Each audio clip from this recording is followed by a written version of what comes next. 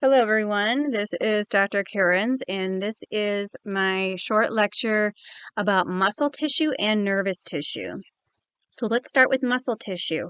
There are three main types of muscle tissue. All of them are highly vascularized, and they're going to be responsible for most of our types of movement. So let's look at the three different types. So the first is skeletal muscle. You're going to find this on all your voluntary muscles. They're all made up of skeletal muscle tissue. The cells themselves are called muscle fibers, and they are called that because they are long, like a fiber. Your skeletal muscle cells or fibers actually are as long as your muscle at that location is itself. Because of that,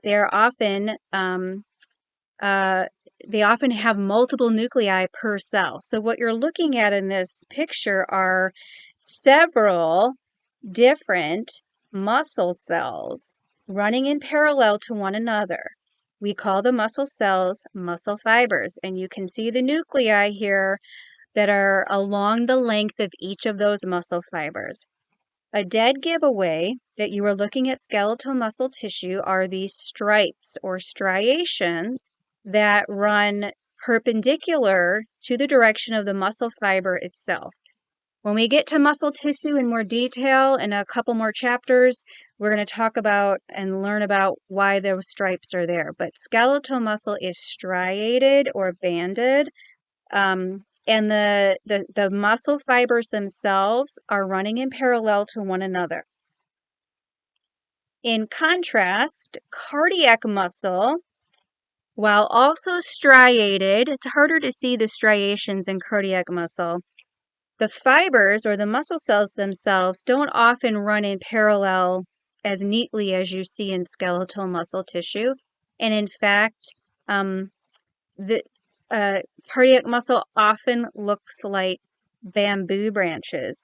One, because the muscle fibers are not running completely in parallel to one another, but two, because of these special cell junctions here that run perpendicular to the muscle fibers, those are called intercalated discs.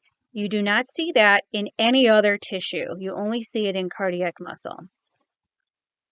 And you're going to find this in your heart. And then the third type of muscle is smooth muscle tissue.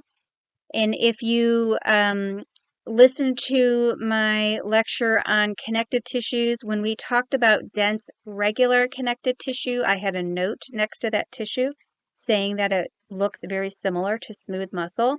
What are you seeing here? We are seeing something that looks like parallel fibers.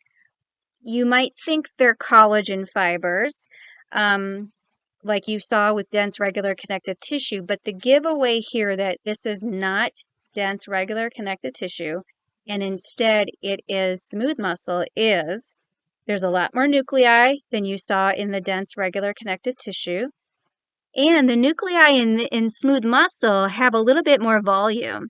They are a little stretched out. When you look at a drawing of the cells, they almost look like squamous-shaped cells, like you saw in squamous epithelial tissue. And the nuclei tend to be stretched out a little bit. But go back and look at dense regular connective tissue. Those nuclei are flat. They're not flat here. So that's a giveaway that this is smooth muscle. Those are the three types of muscle tissue.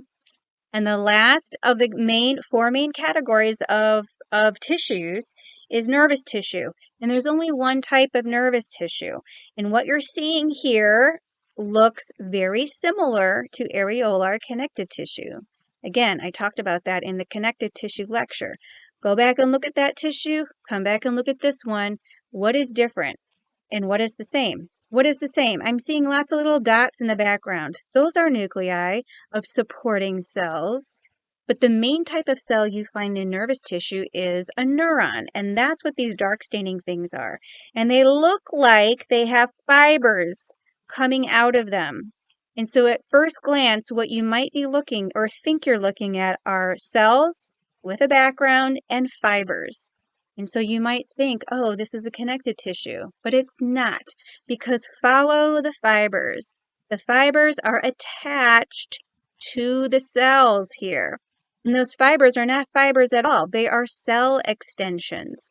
The long ones are called axons. And sometimes, if you're lucky, you can find the short ones. Those are called dendrites. And we'll learn more about the structure of a neuron when we get to the nervous system.